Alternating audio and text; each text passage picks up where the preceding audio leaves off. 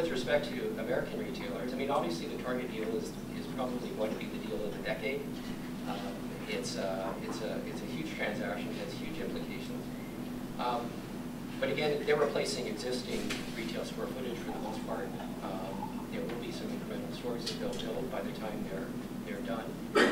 What I find really interesting about American retailers when they come to Canada is every one of them, and I'm sure you've dealt with them or worked for them, is they'll tell the development community, this is our prototype, this is what we do in the US, and we're not changing it for Canada.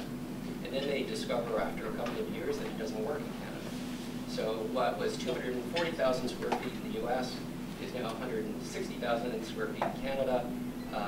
How they staff the store, their labor scheduling completely changes. The entire cost structure is different. And they start to fine-tune what they do in Canada. You know, Canada, at the end of the day, even, you know, if you thought about it as the 51st state, is rarely more than a rounding error to the big US retailers. You know, in some cases, they've been enormously successful. Obviously, Walmart has been a huge success story in Canada.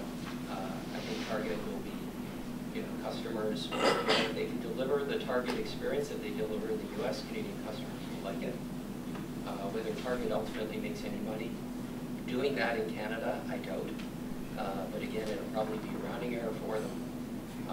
And at the end of the day, I would expect they're going to have to compromise to some degree on the experience that they have in Canada.